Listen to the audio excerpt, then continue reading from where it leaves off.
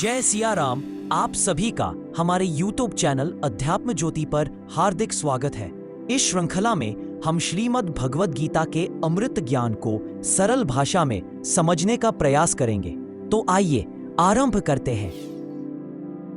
ओम श्री परमात्मने नमः। गीता ने निष्ठाएं दो ही मानी हैं। इनमें भक्ति योग निष्ठा में शामिल है, क्योंकि भक्ति में दृष्ट मात्र रहता है, अतः ऐसा मानना युक्ति विरुद्ध नहीं कहा जा सकता। भक्ति किस प्रकार योग निष्ठा के साथ मिली हुई है, इस पर आगे चलकर विचार किया जाएगा। अस्तु, गीता में केवल भजन पूजन अथवा केवल ध्यान से अपनी प्राप्ति बतलाकर भगवान ने यह भाव दिखलाया है कि योग निष्ठा के पूर्ण साधन से तो उनकी प्राप्ति होती ही है, उसके एक एक अंग के साधन से भी उनकी प्राप्ति संभव है। यह उनकी कृपा है कि उन्होंने अपने को जीवों के लिए इतना सुलभ बना दिया है। इसके अतिरिक्त गीता में ज्ञान और कर्म शब्दों का प्रयोग जिन जिन अर्थों में हुआ है, वह भी विशेष रहस्यमय है। गीता के कर्म और कर्म योग तथा ज्ञान और ज्ञान योग एक ही वस्तु में ही है। गीता के अनुसार शास्त्र विहित कर्म ज्ञान निष्ठा और योग निष्ठा दोनों दृष्टियों से हो सकते हैं।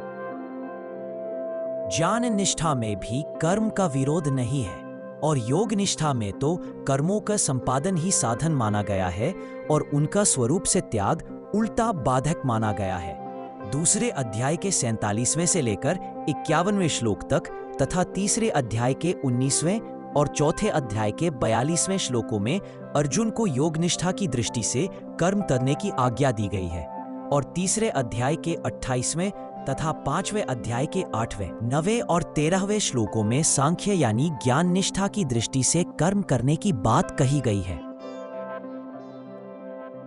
सकाम कर्म के लिए किसी भी निष्ठा में स्थान नहीं है। सकाम कर्मियों को तो भगवान ने तुच्छ बुद्धि बताया है। ज्ञान का अर्थ भी गीता में केवल ज्ञान योग ही नहीं है। फलरूप ज्ञान जो 17 प्रकार के साधनों का फल है, जो ज्ञान निष्ठा और योग निष्ठा दोनों का फल है और जिसे यथार्थ ज्ञान अथवा तत्व ज्ञान भी कहते हैं, उसे भी ज्ञान शब्द से ही कहा गया है। अब सांख्य निष्ठा और योग निष्ठा के क्या स्वरूप है, उन दोनों में क्या अंतर है, उनके कितने और कौन कौन से आंतरिक भेद है तथा दोनों निष्ठाएं स्वतंत्र हैं अथवा परस्पर सापेक्ष, इन विषयों पर संक्षेप से विचार किया जा रहा है। सांख्य निष्ठा का स्वरूप संपूर्ण पदार्थ मृग तृष्णा के जल की भांति अथवा स्वप्न की सृष्टि के सदृश मायामय होने से माया के कार्य रूप संपूर्ण गुण ही गुणों में बढ़ते हैं। इस प्रकार समझकर मन, इंद्रिय और शरीर के द्वारा होने वाले समस्त कर्मों में कर्तापन के अभिमान से रहित होना तथा सर्वव्यापी सच्चिदानंद घन परमात्मा के स्वरूप में एक ही भाव से नित्य स्थित रहते हुए एक सच्चिदानंद घन वासुदेव के सिवाय अन्य किसी के भी अस्तित्व का भाव न रहना, यही सांख्य निष्ठा है। ज्ञान योग अथवा कर्म संन्यास भी इसी के नाम है। योग निष्ठा का स्वरूप सब कुछ भगवान का समझकर सिद्धि असिद्धि में संभाव रखते हुए आसक्ति और फल की इच्छा का त्याग करके भगवत आज्ञानुसार सब कर्मों का आचरण करना अथवा श्रद्धा भक्ति पूर्वक मन, वाणी और शरीर से सब प्रकार भगवान के शरण होकर नाम, गुण और प्रभाव सहित उनके स्वरूप का निरंतर चिंतन करना, यही योग निष्ठा है। इसी का भगवान ने समत्व योग, बुद्धि योग, तदर्थ कर्म, मदर्थ कर्म एवं सात्विक त्याग आदि नामों से उल्लेख किया है। योग निष्ठा में सामान्य रूप से अथवा प्रधान रूप से भक्ति रहती ही है। गीतोक्त योग निष्ठा भक्ति से शून्य नहीं है। जहां भक्ति अथवा भगवान का स्पष्ट शब्दों में उल्लेख नहीं है, वहां भी भगवान की आज्ञा का पालन तो है ही। इस दृष्टि से भक्ति का संबंध वहां भी है। ज्ञान निष्ठा के साधन के लिए भगवान ने अनेक युक्तियां बतलाई है और उन सब का फल एक ही है, सच्चिदानंद घन परमात्मा की प्राप्ति। ज्ञान योग के मुख्य 3 दृष्टिकोण, सर्वम ब्रह्म, जो कुछ है वह ब्रह्म ही है, सब उसी का विस्तार है। मायामय दृश्य, जो कुछ दिखता है वह क्षणिक और अनित्य है, केवल ब्रह्म ही सत्य है। अहम ब्रह्मास्मि, जो कुछ है वह मेरा ही स्वरूप है, मैं ही वह ब्रह्म हूं। इस चराचर जगत में जो कुछ प्रतीत होता है वह सब ब्रह्म ही है।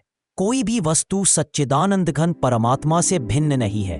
कर्म, कर्म के साधन एवं उपकरण तथा स्वयं कर्ता सब कुछ ब्रह्म ही है। समस्त चराचर भूतों के बाहर भीतर एकमात्र परमात्मा ही परिपूर्ण है तथा उन समस्त भूतों के रूप में भी वे ही है।